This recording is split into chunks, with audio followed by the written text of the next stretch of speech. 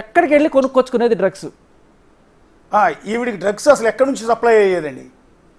Sir Yuneeth Reddy Chintu తినని అడిగేది, అతను ఇచ్చేవాడు. చింటూ అంటే వరలక్ష్మి. వరలక్ష్మిలో A5, బట్ సెకండ్ కేసులో A1. ఇంకొకళ్ళు ఎవరండి? ఇంకొకళ్ళు ఎవరు? Chintu is season drug. Chintu Unith Reddy తన పేరు. రెండు అతని పేరు, అంటే చింటూ అనేది రెండు అతని పేరే సార్. ఓకే, అతను వీడికి డ్రగ్స్ సప్లై చేసేవాడు. తిని అడిగినప్పుడల్లా ఇచ్చేవాడు సార్. తిని నాకు ఏం చెప్పేదంటే, చింటూ నా ఫ్రెండ్, చింటూ నేను ఏం అడిగినా నాకు తెచ్చిస్తాడు, చింటూ అది చింటూ ఇది అని నాకు చెప్పేది సార్ చింటూ గురించి. మన లీక్ అయిన ఆడియోలో కూడా చింటూ పేరు ఉంది. చింటూ కావాలి నాకు, చింటూ కావాలి నాకు, చింటూ గాని పిలవండి అని అంటున్న ఆడియో సార్. చింటూ ఇంకా తనకి పరిచయం సిన్స్ ఇయర్స్ సార్. ఇప్పుడు పరిచయం కాదు, అది సిన్స్ ఇయర్స్, కొన్ని సంవత్సరాలు 2017 దగ్గర నుంచి. షార్ట్ ఫిల్మ్ లో చేసేటప్పుడు చింటూ పరిచయం. అంటే ఈవిడ ఇప్పుడు మీలాంటి వాళ్ళకి డ్రగ్స్ ఇచ్చి ఇంట్లోనే పెట్టుకోవటం, మిమ్మల్ని వేధించటం ఒక రకమైన టేస్ట్ అయితే, డ్రగ్స్ బయట వాళ్ళకి సేల్ చేస్తుందండి ఆవిడ? బయట వాళ్ళకి సేల్ చేయడం అయితే నేను ఎప్పుడూ చూడలేదు సార్. అంటే నాకు తెలిసిన అంతవరకు ఏంటంటే సార్, తిను నన్ను ఒకసారి గోవాకి వెళ్దాము అని చెప్పి నా ఆధార్ కార్డ్ తీసుకోవడం జరిగింది సార్. తిను ఎందుకండి? గోవాకి వెళ్దాము, మనం పార్టీ చేసుకుందాము, అలానే మనం కొనుక్కుందాము అక్కడికి వెళ్ళి అని చెప్తే నా ఆధార్ కార్డ్ తీసుకుంది, టికెట్ కూడా బుక్ చేసింది. దాని తర్వాత నాకు ఇలా నా హెల్త్ కండిషన్స్ వల్ల నేను రాను అని ఉదయ్ కూడా చెప్పాడు. అప్పుడు ప్రీతిని అయితే నువ్వు తీసుకెళ్ళొద్దు అని ఉదయ్ చెప్పాడు ఆ రోజు, నువ్వు వెళ్ళకు ప్రీతి అని చెప్పాడు. సో నేను ఆ రోజు ఆగిపోవడం జరిగింది. తను కూడా వెళ్ళలేదు ఆ రోజు గోవాకి. దాని తర్వాత నాకు తెలిసింది ఏంటంటే సార్, వీళ్ళు గోవా నుంచి ఒక బల్క్ లో డ్రగ్స్ తెచ్చుకొని వీళ్ళే పంచుకునేవాళ్ళు సార్ వీళ్ళందరూ.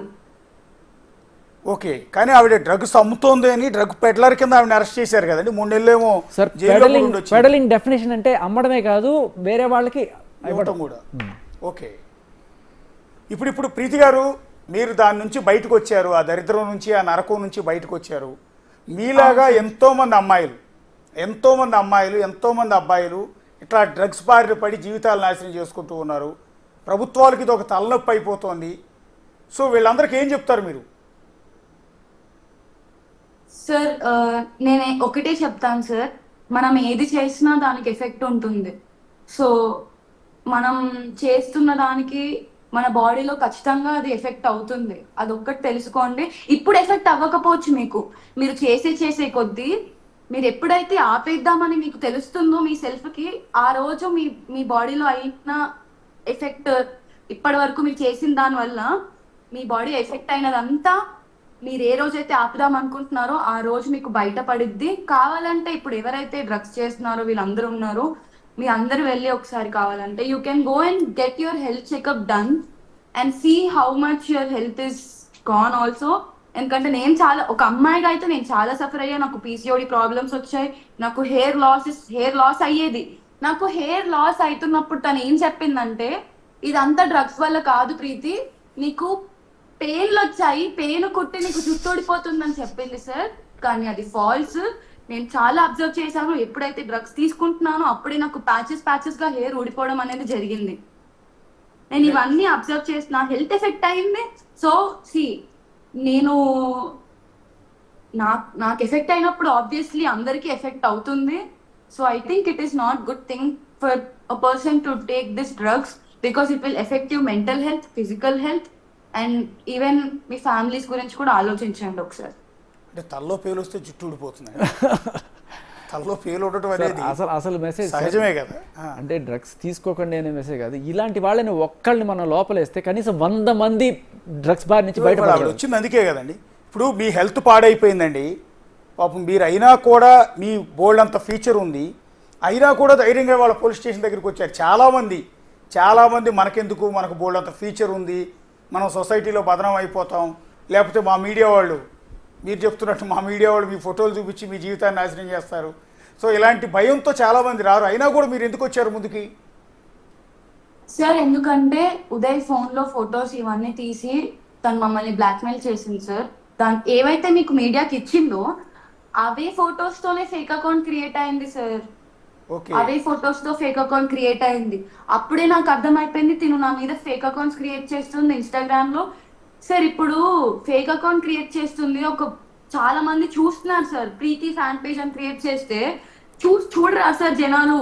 నా బతుకు ఆల్రెడీ బయటకు వేసేసాక ఇంకెందుకు సార్ నేను రాకూడదు చెప్పండి. కింద అంతా వల్గర్ గా కమెంట్స్, ఎవరెవరో ఏదేదో కమెంట్స్ పెట్టింది. ఆ ఫేక్ అకౌంట్ నుంచి అయితే ఇంకా దారుణంగా పెట్టింది సార్ వర్డ్స్. నేను అలా చెప్పుకోను, నేను అలా చెప్పుకోలేను కూడా. తను అలా చేసిందని చెప్పి నేను అలా చేయలేను సార్, అంతే. అండ్ ఈ రోజు నేను రాకపోయింటే సార్ ఇలాగే నన్ను ఇప్పుడు రాస్తారు అయిపోయాక కూడా ఇంకొకరు వస్తారేమో, వాళ్ళని కూడా ఇలానే, వాళ్ళతో కూడా ఇలానే గొడవలు పడి అప్పుడు కూడా వాళ్ళకి నిజం చెప్తా అని చెప్పి, అప్పుడు నేను చెప్పకపోయినా నువ్వు చెప్తావు అప్పుడు కూడా నన్ను ఇలానే టార్చర్ చేస్తే నేను నా జీవితాంతం మీకు తీసుకోలేను సార్. నేను ఇది తీసుకోలేను. అండ్ నేను చాలా మెంటల్ గా సఫర్ అవుతున్నాను దాని వల్ల. ఇంకా సఫర్ అవ్వాలనుకోవట్లేదు కాబట్టి నేను బయటకు వచ్చి నిజం చెప్తున్నాను. ఒక విషయం ప్రీతి, అండ్ మీరు ఇందాక మాట్లాడుతూ మస్తాన్ సాయితో మాట్లాడాను అని చెప్పారు మీరు. సో ఎప్పుడు మాట్లాడారు లేటెస్ట్ గా మస్తాన్ సాయి తోటి? అవును సార్, నిన్న కూడా మాట్లాడాను. Okay, nice. So Mastan Sai యాక్చువల్గా మనకి టీవీ ముందుకు వచ్చి ఒక మాట చెప్తున్నాడు, ఈవిడ నేను ఫ్రెండ్స్, మాకు ఏ సంబంధం లేదు అని. అది నిజమేనా? ఏమని చెప్తున్నాడు సార్? ఆవిడ ఇద్దరు ఫ్రెండ్స్ మాత్రమే, మాకు పెళ్లి కాలేదు, పెళ్లి అయింది అనేది అబద్ధం, లేకపోతే ఆవిడికి నాకు సంబంధం ఉందనేది అబద్ధం, నేనేం కేసు కూడా పెట్టలేదు అన్నట్టుగా అంటున్నట్టున్నాడు ఆయన. ఆయన కేసు పెట్టలేదు. మస్తాన్ సాయికి లావణ్యకి సంబంధం లేదు, నేను లావణ్య మీద కేసు ఏం పెట్టలేదు అని చెప్తున్నాను సార్.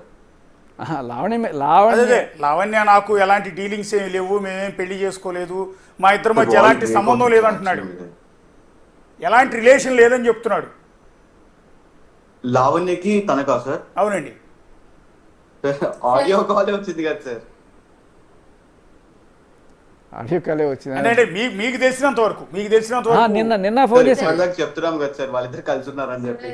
సార్ నేను మస్తాన్ సాయి వాళ్ళ ఇంట్లో, ఒక ఆడ మగవాళ్ళు రూమ్ లోకి వెళ్ళి ఏం చేస్తారు సార్? సార్ నేను మస్తాన్ సాయి వాళ్ళ ఇంట్లో కూడా ఉండడం జరిగింది సార్. తిను తర్రన్న వాళ్ళ ఇల్లు వదిలేసి మస్తాన్ సాయి వాళ్ళ ఇంటికి వచ్చేసింది. షిఫ్ట్ అయిపోయింది సార్. వచ్చేసింది. ఈవెన్ కుక్క తను ఇప్పుడు నా కుక్కలు కుక్కల్ని ఒక వారం 10 రోజులు వదిలేసింది సార్. తర్రన్న షూటింగ్ చనిపోయింది సార్. ఒక పప్పి కూడా చనిపోతే కూడా తిను వెళ్ళలేదు సార్ ఇంటికి. ఇవన్నీ మస్తాన్ సాయిని మీరు క్వశ్చన్ చేయండి. ఒకవేళ మస్తాన్ సాయి నిజం చెప్పడు అని అన్నాడు అనుకోండి, అప్పుడు మేము వస్తాము, మళ్ళీ వచ్చి మీకు ఆ టైంలో కూడా మీకు ఎలాంటి ఆధారాలు కావాలన్నా కానీ మేము ఇస్తాము, వాళ్ళ నోటితో వాళ్ళే చెప్పిన మాటలు కావాలన్నా కానీ మేము ఇస్తాము. ఓకే. ఇప్పుడు ఆవిడకి సొంత ఇల్లు ఏమి లేదంటే మీరు ఎంతసేపు చెప్పినా తరుణ్ ఇంట్లో ఉందంటున్నారు, లేదా ఆ తర్వాత మస్తాన్ సాయి ఇంటికి వచ్చింది అంటున్నారు, ఆ తర్వాత ఏమో రాజ్ తరుణ్ ఇంటికి వచ్చింది అంటున్నారు. ఆవిడకో సొంత ఇల్లు ఏమి లేదా? సార్ తను ఉండేదే తర్నన్న వాళ్ళ, తనకు సొంత ఇల్లు ఎక్కడుంది సార్? ఇస్నాపూర్ లో బడ్డీ కొట్టు పక్కనే ఉంది సార్ సొంత ఇల్లు. అది చాలా చాలా చాలా చిన్న వాళ్ళు అనుకుంటు సార్. వాళ్ళ మదర్ ఫాదర్ది కూడా చిన్న షాప్, అది కిరాణా shop. Okay. So I don't think so sir. Last time Big TV వాళ్ళు అనుకుంటే, బిగ్ టీవీ వాళ్ళు ఆర్టీవీ వాళ్ళు వెళ్ళి ఇంటర్వ్యూ కూడా చేయడం జరిగింది వాళ్ళ ఫాదర్ని ఈ డ్రగ్ కేసులోనే. సార్ మస్తాన్ సాయి విషయంలో కూడా తిని డబ్బులు డిమాండ్ చేసింది సార్. మస్తాన్ సాయిని 10 కోట్లు డిమాండ్ చేసింది సార్ మస్తాన్ సాయిని. తనతో పాటు ఎవరు తనకి సపోర్ట్ గా నిలబడితే వాళ్ళకి డబ్బులు ఇస్తా అని చెప్పడం కూడా జరిగింది తను. అండ్ తను మా మీద ఫేక్ అలిగేషన్, తను మా మీద మీకు మస్తాన్ సాయి డబ్బులు ఇచ్చాడా, అందుకే మీరు మస్తాన్ సాయి వైపు ఉన్నారా, అందుకే మీరు నాకు ఇలా చేస్తున్నారు అని చెప్పి 1 year బ్యాక్ మాతో గొడవ పడింది. యాక్చువల్లీ మీ ఛానల్ ఆవిడికి చాలా సపోర్ట్ చేసింది సార్. సో మీకే ఎక్స్క్లూజివ్ గా ఒక్కొక్క మాట చెప్దాం అనుకుంటున్నాను. ఇది నేను ఇంతవరకు ఎక్కడ మాట్లాడలేదు ప్రీతి గారు నేను కానీ. సో కాల్డ్ ఆయన లాయర్ గారు ఎవరైతే ఉన్నారో ఆయన మళ్ళీ మస్తాన్ సాయిని రీచ్ అవ్వడం జరిగింది. రీచ్ అయ్యి ఆయన రాజ్ తరుణ్ కేసులో నీ కేసు అడ్డం వస్తుందమ్మా, తీసేద్దాం నీ కేసు, సో దానికి గాను కొంచెం ఖర్చు అయిద్దమ్మా, ఒక 20 లక్షల రూపాయలు తెచ్చుకోమ్మా అని చెప్పి మస్తాన్ సాయిని అడిగారండి సార్. Okay okay. అంటే లావణ్య సపోర్ట్ చేస్తున్నారు కాబట్టి ఆ పర్సన్ చెప్పుకోవడానికి ఇంకా చాలా ఉన్నాయి సార్. అండ్ ఒకవేళ మీరు ఇదంతా నిజం కాదన్నా గానీ నేను ఎవరైతే చెప్పారో ఆ చెప్పిన పర్సనే తన నోటితోనే మీకు చెప్పిస్తాను, మస్తాన్ సాయి నోటితోనే చెప్పిస్తానండి, వినిపిస్తాను. వినిపిస్తాను, చెప్పిస్తాను, మీ ఇష్టం సార్. మీరు ఎలా కంఫర్టబుల్ ఉంటే అది చేస్తాను. ఒక్కసారి ఏమైనా ఆడియో ఉంటే అది ఏమైనా ప్లే చేయగలుగుతారా, మస్తాన్ సాయి ఆడియో అంటే ఉందా అది? Sure. మేము ఇంకా మొత్తం 100% ప్రిపేర్ అవ్వలేదు సార్. Okay okay